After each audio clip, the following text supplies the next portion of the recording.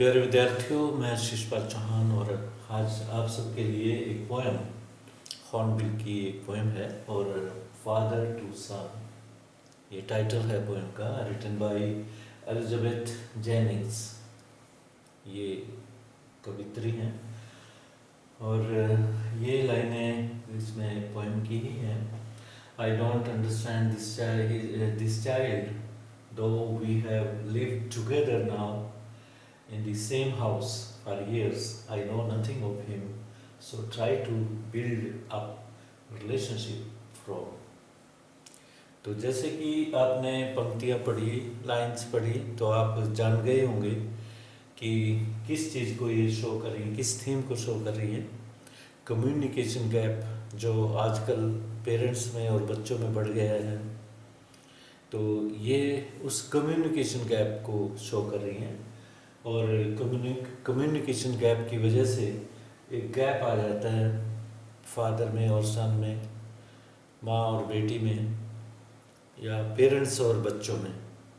तो उस गैप को उजागर करने के लिए ये पोएम आप सबके सामने पेश है। Father to son by Elizabeth Jennings, video 1 of 2, there will be 2 videos।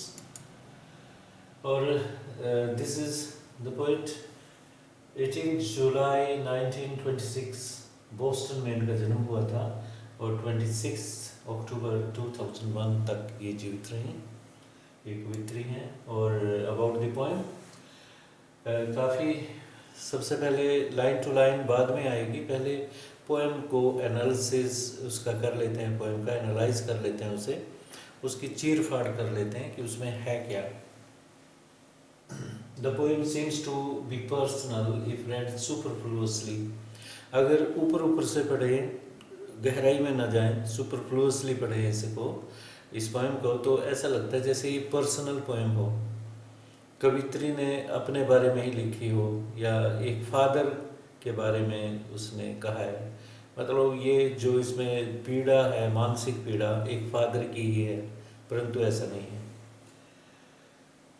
But if given a deep thought, ये थॉट है THOUGHT, अगर इस पोएम को गहराई दी जाए विचारों की, it unfolds a universal theme of communication gap. तो ये यूनिवर्सल थीम को, जो सार्वभौमिक थीम है इस पोएम में, एक प्रॉब्लम है पेरेंट्स की और बच्चों के बीच में जो कम्युनिकेशन गैप की वजह से हुई है, उसको उजागर करती है, उसके बारे में है। Here it deals with the communication gap between a son and a father। और ये एक फादर, एक पिता और एक बेटे के बीच का गैप प्रदर्शित कर रही है। In this modern world, many fathers undergo similar mental pain as we find the father in the poem undergoing it। जिस प्रकार से हम इस कविता में एक फादर को एक मानसिक पीड़ा की प्रक्रिया से गुजरते हुए देखते हैं, तो दुनिया में पता नहीं कितने फादर उस तरह से इस पीड़ा से गुजर रहे होंगे। If the reader wants to understand the poem fully, it should be understood from both the point of views, the fathers and the sons। अगर रीडर, पाठक, हम सब इस कविता को अच्छी तरह से समझना चाहते हैं, तो दोनों पॉइंट ऑफ व्यू से कविता को अंडरस्टैंड करें। बायस्ड होके फादर का पक्ष लेके या बेटे का पक्ष लेके इस कविता को ना पढ़ें। इसको पूरी एक एक वर्ड का मीनिंग निकाल के कि ये फादर गलत है या बेटा गलत है, आपको ये भी विचार इसमें देखना है। The fathers who bring up their sons in the hope that they would make their sons their true copy, obedient to them, believing the same things and acting in the same way as they do, are totally mistaken। जो fathers ये सोच के बच्चों को पोषित करते हैं, उनका पालन पोषण करते हैं, उनको बड़ा करते हैं कि ये बच्चा, ये बेटा मेरे जैसे ही होगा। ठीक है कि वो शक्ल में हो सकता है, स्ट्रक्चर में हो सकता है, चलने में हो सकता है, जो फीचर्स, फिजिकल फीचर्स होती है उनमें हो सकता है। अगर आप ये चाहो कि आपकी डिट्टो कॉपी, आपकी कार्बन कॉपी मानसिक रूप से भी होगा, तो वो गलत है। अगर आप ये चाहो कि ओबीडियंट हो, हर बात हुक्म की तामील हो, बॉस फादर जो है बॉस की तरह ट्रीट करे बच्चे से, बेटे से, और स्टैंड अप कहे तो स्टैंड अप हो जाए, अगर सिट डाउन कहे तो सिट डाउन हो जाए, या फिर वही थॉट, वही जीवन के प्रति जो सोच होती है, एक दृष्टिकोण होता है, वही जो फादर का दृष्टिकोण है बेटा भी वही अपनाए, या फिर उसी तरह से एक्ट करे, कार्य भी उसी तरह के हों, ऐसा सोचना गलत है। ये बिल्कुल संभव नहीं है, क्योंकि उसकी पर्सनैलिटी अलग है, फादर की अलग है, उसका डीएनए ठीक है फादर के साथ मेल खाएगा, परंतु उसकी पर्सनैलिटी, इंडिविजुअलिटी अलग होगी। They are about to have a rude shock given to them from their sons when they become fully different from their fathers.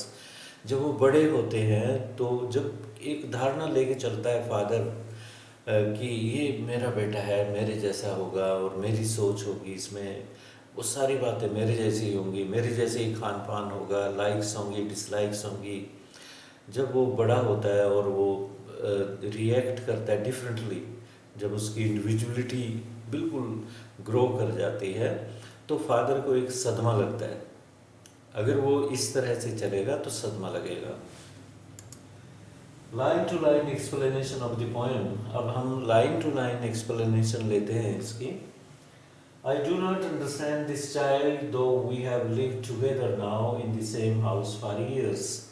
Meaning बड़ा स्पष्ट है कि मैं इस बच्चे को नहीं समझ पाया हूँ, यद्यपि दो मीन्स यद्यपि हम कई सालों से इस घर में रहे हैं। We have lived together now in the same house for years.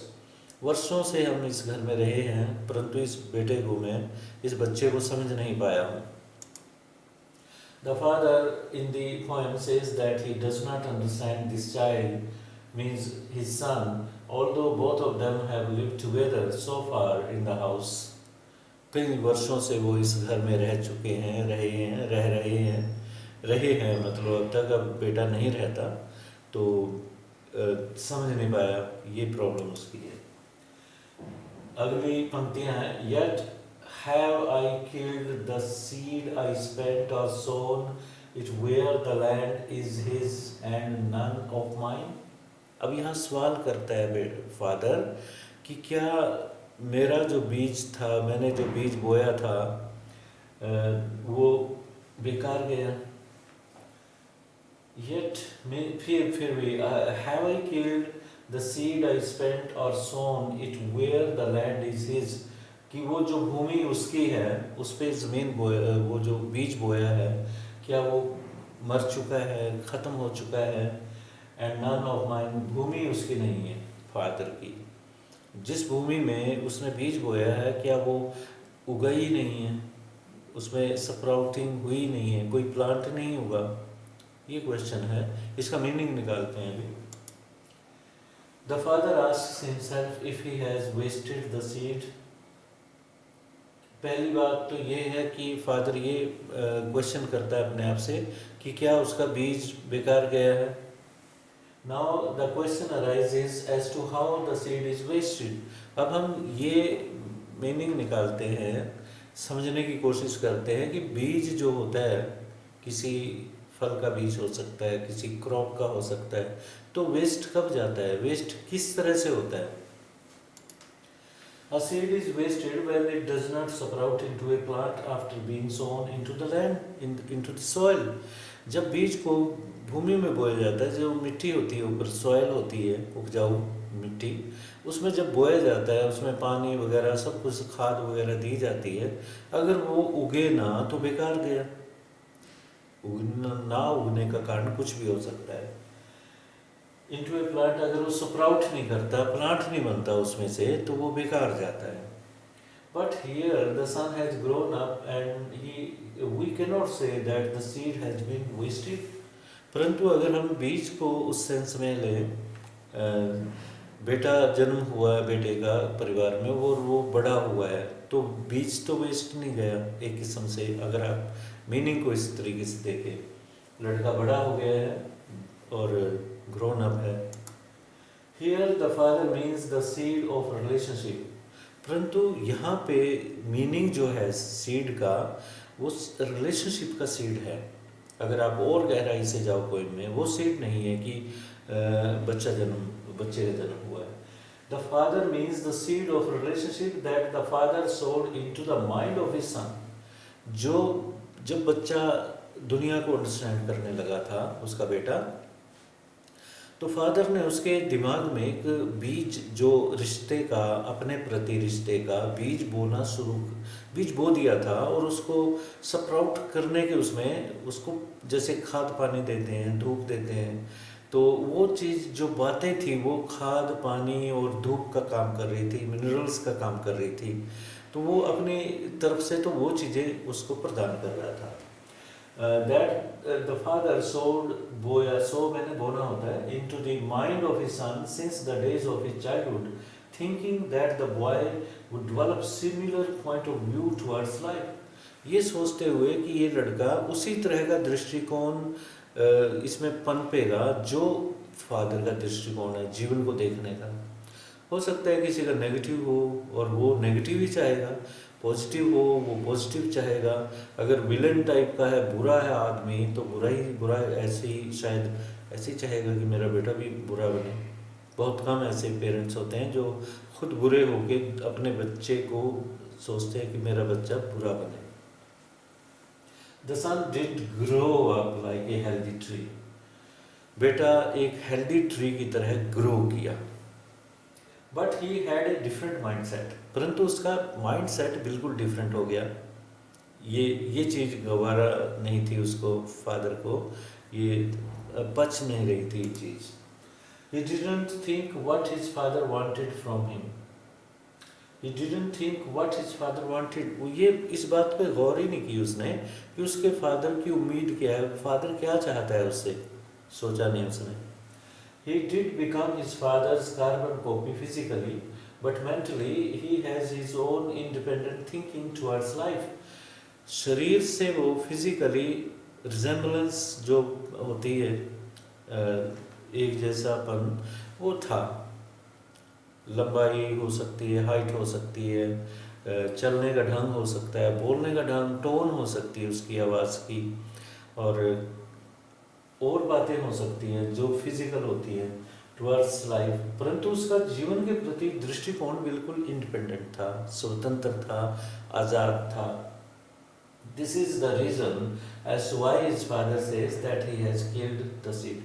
ये कारण है कि उसने कहा कि मैंने उस बीज को खुद ख़त्म कर दिया है, मैंने मार दिया है, जिसकी मैं उम्मीद कर रहा था कि पेड़ पौधा बनेगा, फिर पेड़ बनेगा। वो रिलेशनशिप का बीज था। Another question the father asks himself is if he has sown it in the land that did not belong to him. अगर अगले लाइन का अगला हिस्सा जो है, थोड़ी से एक हिस्से का हमने इतना जिक्र किया है, इतना एम्पलीफाई किया उसको। अब एक और हिस्सा उसमें वो कहता है, क्वेश्चन करता है कि क्या मैंने बीज जो उसने उसकी ज़मीन में बोया जो उसकी नहीं थी, दैट वॉज नॉट माइन, ये यूज़ किया उसने। Another question the father asks himself is if he has sown it बोया है it seed के लिए in the land that didn't belong to him. It's a known fact. अब हम इसको एनालाइज करते हैं। ये सच्चाई है, सब जानते हैं that if you grow seed into somebody other's land, you cannot claim the crop or the fruit until you have some mutual understanding. यदि कोई किसान किसी और दूसरे किसान के खेत में बीज बो के आता है, मान लो गेहूं की फसल उसे बोनी है, किसी और का खेत उसने संवारा है, उसमें खूब खाद वगैरह डाल के उसमें बीज बो दिया है, और वो फसल बनी, उगी, फिर अच्छी फसल आई। जब तक वो उस फसल को काट नहीं पाएगा, उस पर दावा नहीं पेश कर पाएगा, क्लेम नहीं कर पाएगा, जब तक उनकी अपनी म्यूचुअल अंडरस्टैंडिंग ना हो, समझौता ना हो, उसने उसके जैसे ठेका कहते हैं कि उसको पैसे दिए थे, एक खेत एक फसल मेरा, एक दो फसल एक साल के लिए मैंने लिया और आपको इतने पैसे देता हूँ और ये फसल मेरी होगी, मैं इसमें बोऊँगा। जब तक ये आपस में समझौता ना हो तो फसल पे क्लेम नहीं कर सकता। ये फैक्ट है that if you so seed into somebody other's land, you cannot claim the crop or the fruit until you have some mutual understanding.